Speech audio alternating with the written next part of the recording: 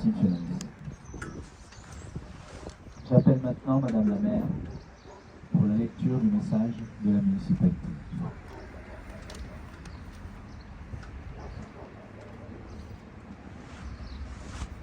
Messieurs les porte-drapeaux, messieurs les députés, mesdames et messieurs les élus, mesdames et messieurs les élus du Conseil municipal des enfants,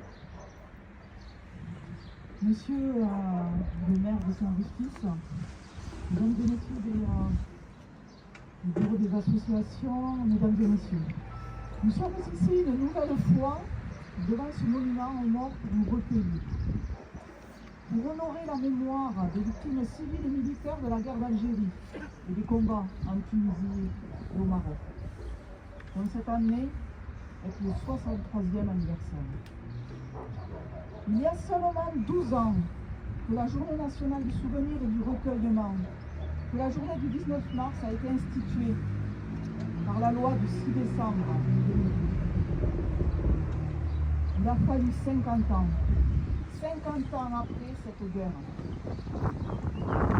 Cette guerre, donc cette date qui a été choisie en raison du jour du cessez-le-feu en Algérie, matérialisé par les accords d'Évian du 18 mars 1962. Souvenons-nous que malgré les drames provoqués, les accords d'Évian furent accueillis par toute une génération comme une délivrance, un espoir, la fin d'une sale guerre qui pendant presque 40 ans n'a pas dit son nom. Elle n'a pas de nom cette guerre, puisque c'est seulement en octobre 1999 que l'Assemblée nationale et le Sénat votent à l'unanimité la loi de reconnaissance officielle de la guerre d'Algérie, 37 ans après. Pourquoi cette guerre?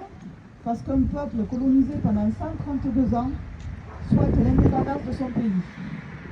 La guerre d'Algérie est le conflit armé qui a affecté la France moins de 10 ans après les horreurs de la Seconde Guerre mondiale. Elle n'a pas fait exception.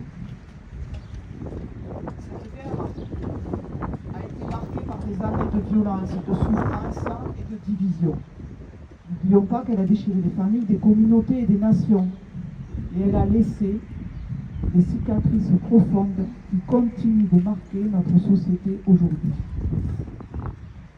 Les rapatriés, harkis, anciens soldats du contingent militaire professionnel, tant de familles endeuillées.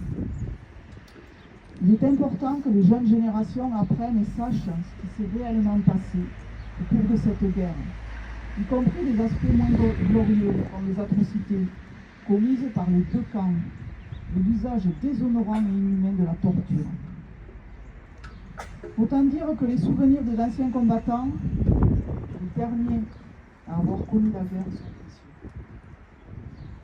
Alors aujourd'hui, l'heure est au souvenir, mais nous sommes à un moment où la paix et la stabilité sont plus que jamais nécessaires.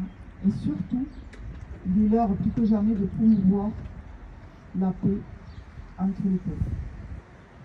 Vive la paix, vive la République et vive la France.